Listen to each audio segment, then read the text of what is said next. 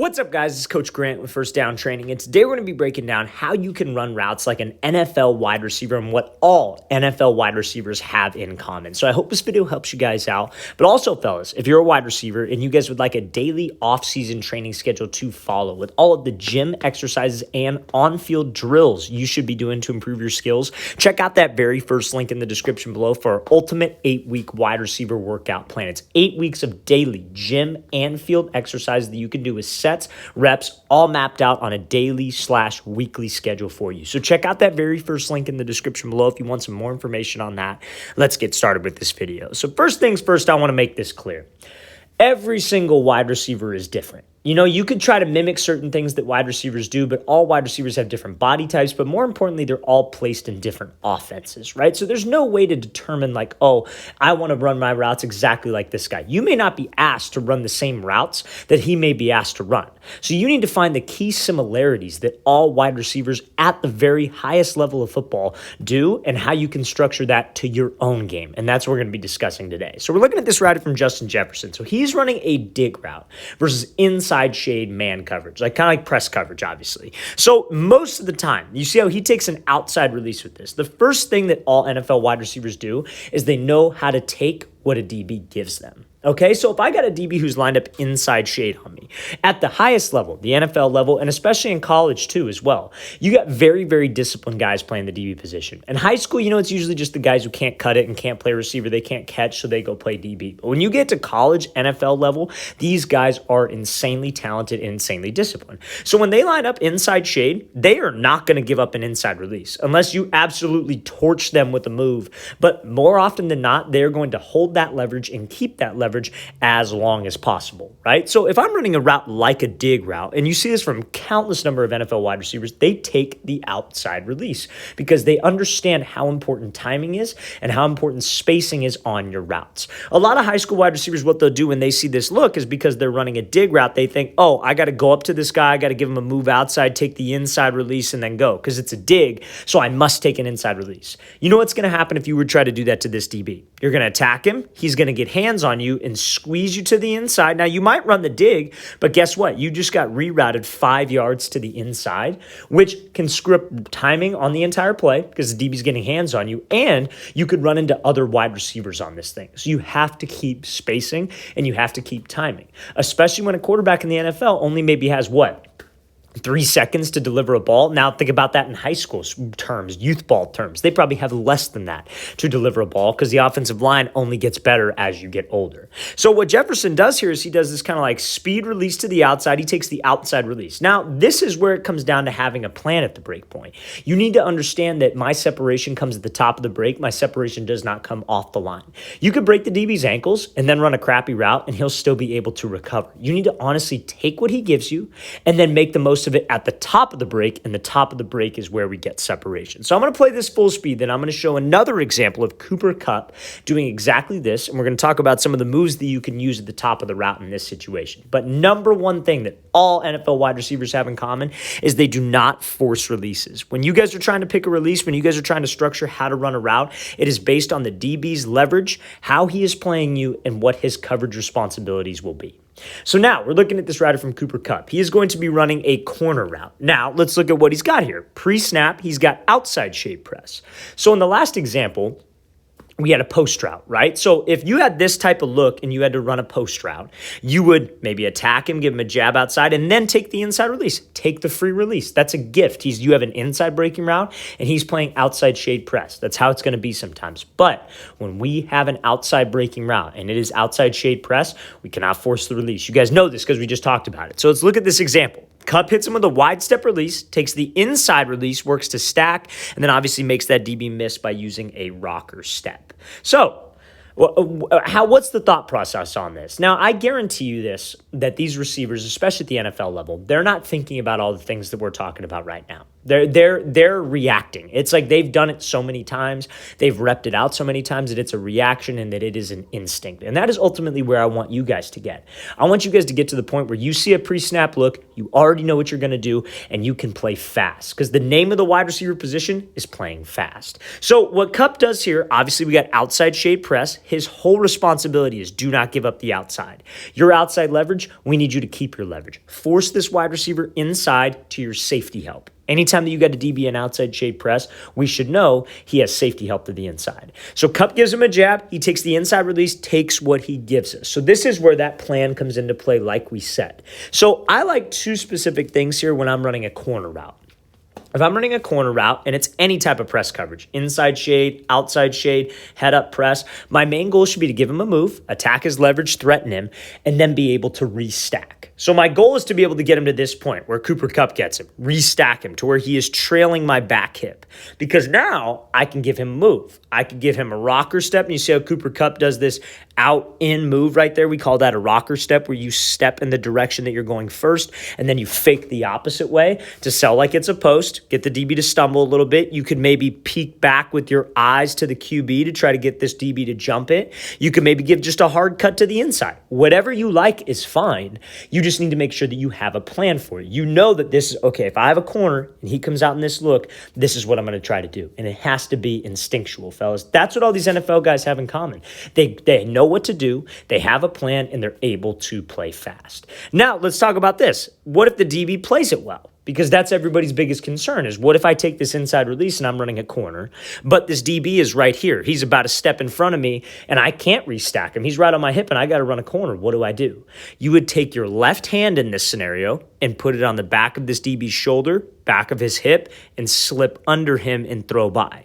Now, some of you might be thinking, well, it's a corner, but at least you kept space. At least you kept timing. You know what I mean? Like, if you would have just gone here and you would have just tried to run around him and he was right here and you'd had to lengthen the depth of the route, that QB ain't throwing you the ball because you're too far. The spacing of the play is off. But if you slip underneath, you have space to the sideline because you took the correct release. You took what the DB gave you, and he could actually lead you and throw you open.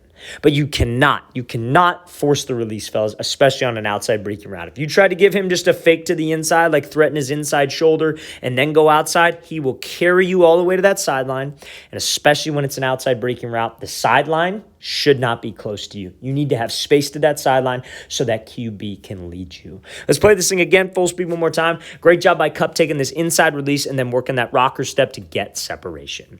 Okay, so now, honestly, like, we're staying on the same topic because I really need you guys to understand this.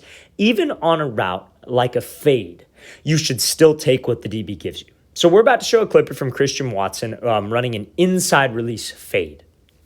So many receiver coaches hate this. Like, they cannot stand this. If a receiver takes an inside release and for whatever reason the play doesn't work, the receiver always gets blamed. Now, trust me, I've been in situations like this where I've been coaching receivers for a team, and the play concept is like a four verts concept. Let's call it that. Like, let's say it's a four verts concept. And the receivers come out and they get outside shade press. Maybe it's cover two, whatever it is. If it's not an MOR, which means a must outside release or a mandatory outside release, guys can take the inside release. You just have to make sure you do what? You got to make sure you stack. That is number one. But guys, because they're told that you have to take an outside release, this DB will jump outside. He'll just force you to that sideline, and then you got no space. And then we get yelled at as receivers because you're not giving the quarterback enough space to the sideline. Well, it's because the coach wants us to always take an outside release when it's just not going to work on certain play concepts against certain coverages. Now, let's play this full speed. So let's watch what Watson does here. He attacks him and takes the inside release and stacks. You're giving the QB space to do exactly that. Fade you and throw you open. That is the name of the game, fellas. So if he would have gone here, like let's say he would have came off and gotten this hesitation, gave a move inside and then tried to run outside. Like we said, DB would get hands. He's going to protect his leverage, and he's going to force you straight to that sideline. And then the quarterback has no room to fade you, and he probably won't go with you at the ball. Or if he does, you're going to have to make a highlight reel catch, and he's going to have to put that ball perfectly for this to even work. So Watson does a great job of attacking his leverage. He comes off the ball. He's real patient. He sees that the DB's staying outside shade. Okay, let's take the inside release. And when we take that inside release, number one priority, fellas, we have to make sure that we stack. Because on this one, it's not like a corner corner or an out route to where if he's playing it well, we could just throw by underneath. This is a fade. We have to be able to fade to the outside. So you must restack.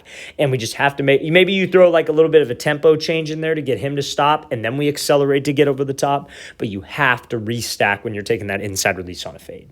Now, if it's a mandatory outside release, I mentioned that earlier. If you don't know what that is, usually what that play concept is we like that against cover 2. So in cover 2, if you're the outside wide receiver, normally that DB is playing the flats, right? So he's in charge of the flats. He'll be outside shade, maybe even more so than this pre-snap, because he's trying to funnel you inside to his safety that he has here who's in charge of the deep half.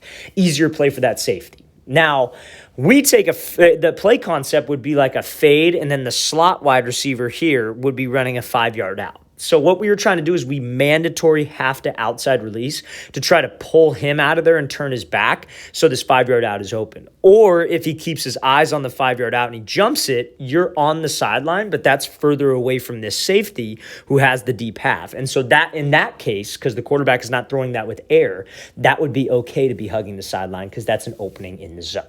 So those are the two kinds of differences right there. But just again, same 3 examples that we all talk about. 3 separate NFL wide receivers and 3 separate offenses. It's not like they all play on the same team. It's not like they all play on the Bills or the Vikings.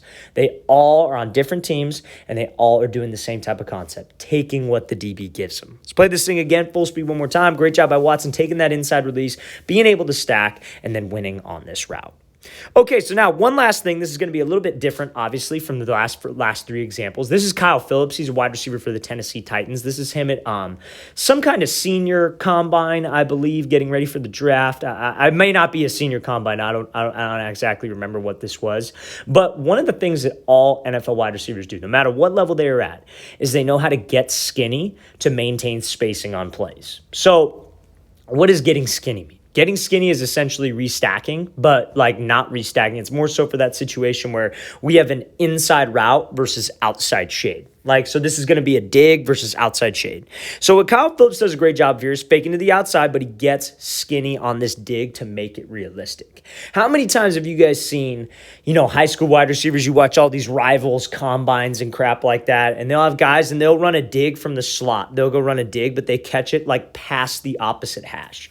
Probably the least realistic thing that you could do. Nothing bothers me more than a post or a dig that ends up past the opposite hash. Because number one, if it's man coverage, chances are quarterback's not going to have that kind of time because it's man. And what do defenses like to do against man? Bring a little bit of pressure, right? Number two, you got other routes on the field. So you're running into other routes in a real game scenario. So we have to keep things realistic, fellas. And I say this because some of you might be doing a combine or a camp this year. You want to run realistic routes because that's what will make you stand out. If you can get separation realistically, that's a highlight. Separation unrealistically, that's a highlight for a t-shirt and shorts, which quite frankly, nobody cares about.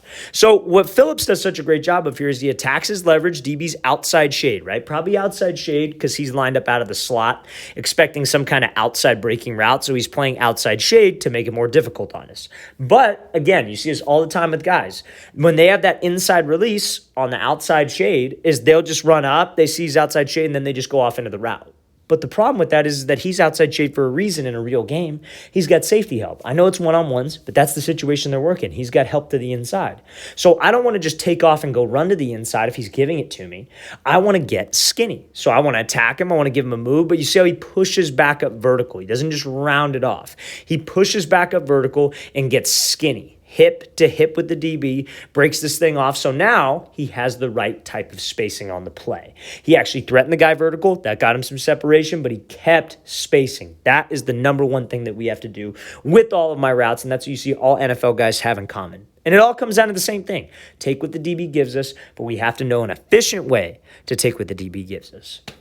All right, fellas, really want to thank you for watching. I really appreciate it. If you guys have any questions at all, don't hesitate to leave those in the comment section below. Always appreciate the feedback. It's always great to hear from you guys as usual. And again, fellas, if you would like a full 8-week wide receiver gym and field workout schedule, check out that very first link in the description below. I'll see you guys next time.